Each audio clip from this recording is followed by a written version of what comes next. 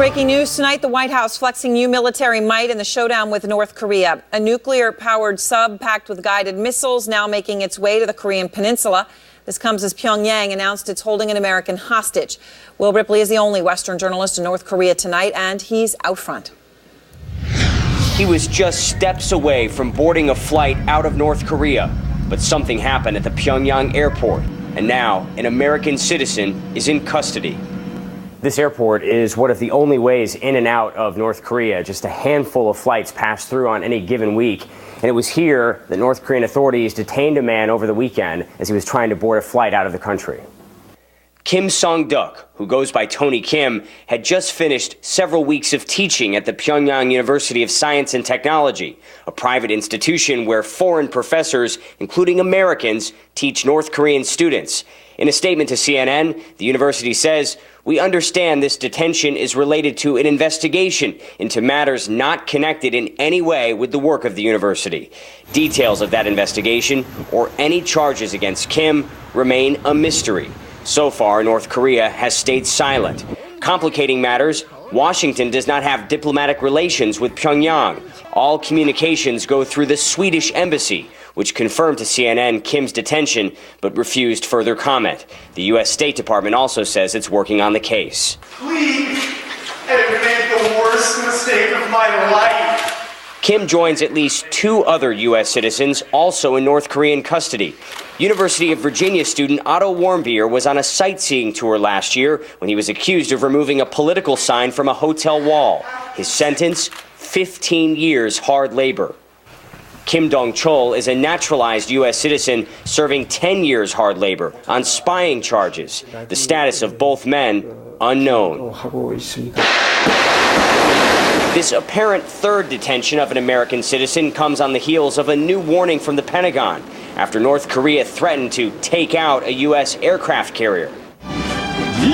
North Korea's Supreme Leader Kim Jong-un unveiled never-before-seen missiles at the Day of the Sun military parade, including two new ICBMs that could someday be capable of carrying a nuclear warhead to the mainland U.S. Despite rising tensions, travel to North Korea continues as normal. More than 100 people boarded Monday's only flight from Beijing to Pyongyang, including dozens of tourists. Tour companies organizing these trips say everyone will leave safely as long as they follow North Korean law. But of course, the detainment of this third American citizen shows there are no guarantees of going home when you come to North Korea. In fact, the State Department urges Americans not to travel here, saying they face the risk of excessive and harsh prosecution and detainment because this country right now is acting in a way that it considers itself at war with the United States. So that complicates the situation for all three of those American detainees. At least 15 Americans have been detained here in North Korea over the last decade, Aaron. And in the past, former Director of National Intelligence James Clapper and even former President Bill Clinton traveled here personally to secure the release of other detainees. We'll have to see what happens in this case. All right. Thank you so much. As we said, Will Ripley live in Pyongyang for us tonight. Out front now, former Governor Bill Richardson, also a former U.S. ambassador to the UN and Energy Secretary, former Air Force Colonel Cedric Leighton. He also a former member of the Joint Chiefs of Staff, and Gordon Chang, author of Nuclear Showdown, North Korea Takes on the World. Ambassador, Will just mentioned 15 Americans detained in North Korea over the past decade. You have been to North Korea 8 times. You personally helped secure the release of 3 of those Americans. How should President Trump respond now that tonight we now know there is a new American detained? Well, he should focus more on the prisoners, maybe see the release of the 3 detainees, a negotiation, a humanitarian negotiation, as a path forward to start a dialogue. Look, I think he has to make some of these military responses, the carrier, more sanctions, obviously, if they detonate, cyber, all of that. But I've always found that at this time, first of all, the North Koreans, when things are very hot, they detain more Americans. They become bargaining chips. Then the North Koreans want something in return, a high-level visit, humanitarian aid. I think what we should do is be careful, play it cool, tone down the rhetoric, but at the same time, start channels, diplomatic channels, private channels, to try to get these three Americans out, especially Otto Warmbier, who, a 21-year-old kid who's been there a year, sentenced to 15 years for stealing a political banner. Right. And of course, it's 15 years in a hard prison labor camp. I mean, Gordon, the U.S. ambassador to the UN today, Nikki Haley, spoke about this. And she said Kim Jong-un is up in the ante, sort of what Governor Richardson was saying. Here she is. Just by detaining a prisoner is one more way that he's trying to show his strength, and it's not going to work. Should the U.S. now be actively trying to free this American, going to the mat for this and the other two who are there? Well, we should always try to free Americans, but I have a little bit of lack of sympathy for somebody who ignores State Department warnings and common sense and goes to North Korea. And the one thing I don't want to have happen is the United States policy becoming hostage to these people.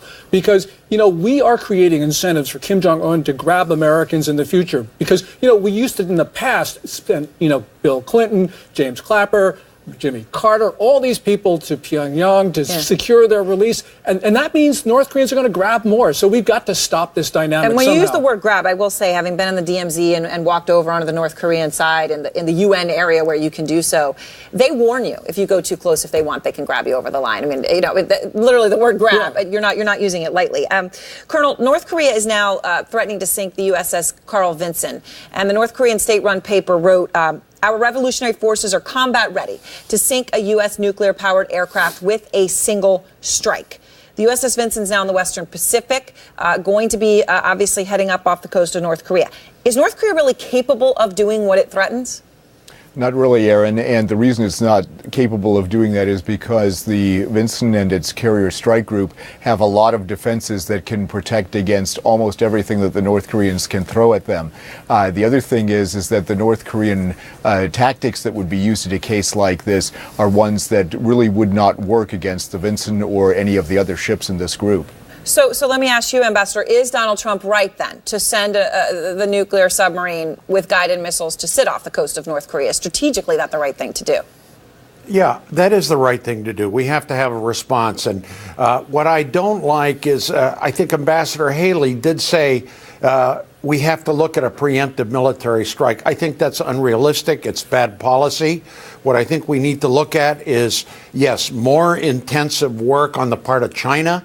It looks like maybe China's starting for the first time to push the North Koreans. They have enormous leverage over China. They give them food over North Korea. They give them food. They give them energy assistance. They give them economic assistance. Try that. More cyber efforts. Yeah. I think the Vinson is a good thing. I'm glad it's now going in the right direction.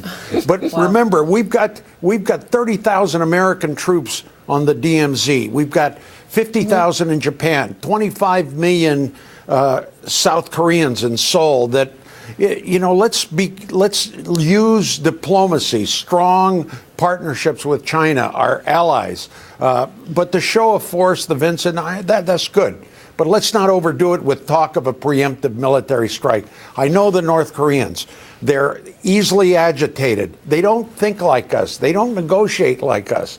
You don't want to provoke them. I know this guy's very dangerous. He's, Kim Jong-un. You don't know where he's coming from. No one's met with the guy. So, let's just be calm and collected. Gordon, I will say this, though. Donald Trump doesn't negotiate, quote unquote, like we do either. No.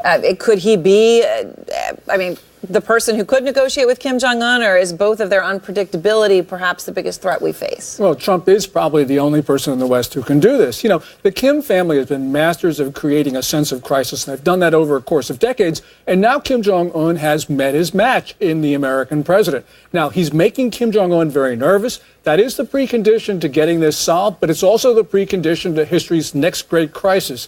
And whether it's, which one it is depends on how skillful Trump is. All right. Thank you all. I appreciate it. And next, is Donald Trump in over his head? The president openly admitting that his job is harder than expected. You'll hear. And tonight, President Obama returns to public life. What's been going on while I've been gone?